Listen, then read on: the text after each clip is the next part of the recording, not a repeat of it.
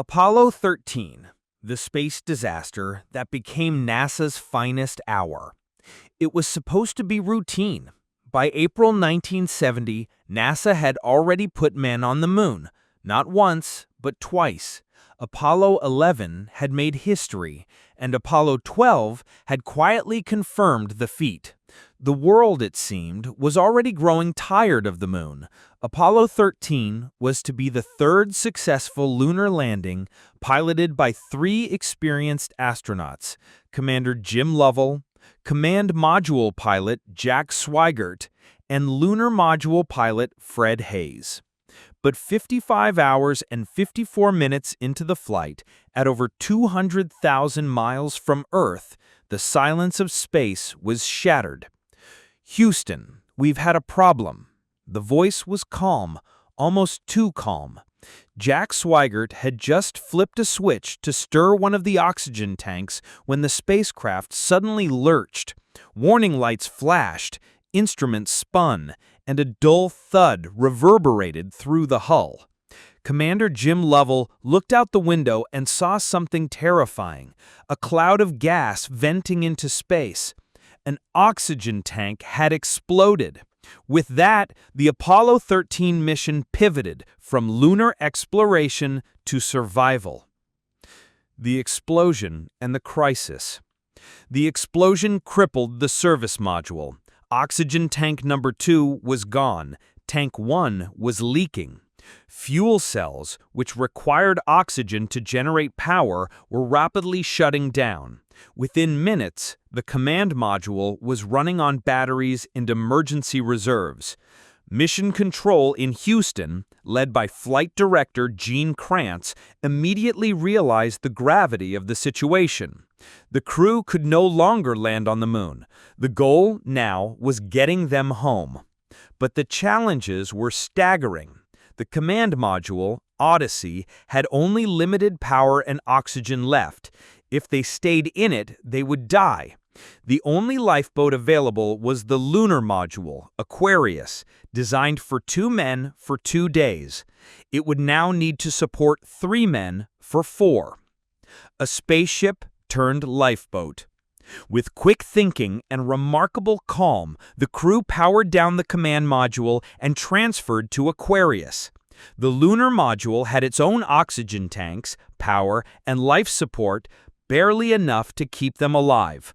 Meanwhile, engineers on the ground raced against time. How do you stretch 2 days of oxygen into 4? How do you conserve battery power without freezing the astronauts? How do you make a square CO2 filter fit a round hole? That last challenge became one of the mission's most iconic moments. Carbon dioxide was building up fast in the lunar module. The crew could only use the square lithium hydroxide canisters from the command module, but Aquarius used round canisters.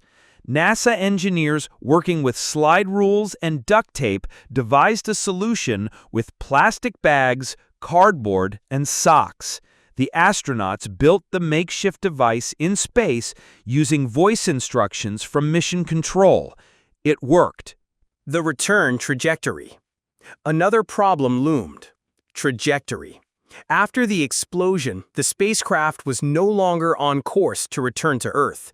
Engineers had to calculate a burn using the lunar module's small descent engine to slingshot the spacecraft around the moon and back toward Earth. The burn had to be precise. Too long, and they'd skip off Earth's atmosphere into the abyss.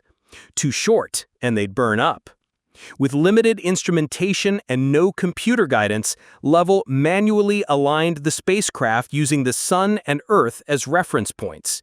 The burn was executed flawlessly. But the crew still faced cold, hunger, and exhaustion. Temperatures inside the spacecraft dropped to near freezing. Condensation formed on every surface. Fred Haise developed a urinary tract infection. The crew barely slept, barely ate. Re-entry and recovery. As the spacecraft approached Earth, the final challenge was re-entry.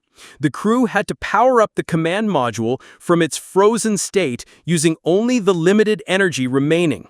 A sequence that normally took days was compressed into hours. Failure to execute it properly would mean on April 17, 1970, Odyssey separated from the lunar module and began its fiery descent through Earth's atmosphere. For nearly 4 minutes, all radio contact was lost, longer than expected. The world held its breath. Then, a crackle of static. "Okay, Joe," Swiggert's voice rang out over the speakers. Cheers erupted in mission control. Apollo 13 had survived. The command module splashed down safely in the Pacific Ocean near Samoa. All 3 astronauts were alive and in good health. They had endured one of the greatest survival challenges in space history and prevailed. Legacy.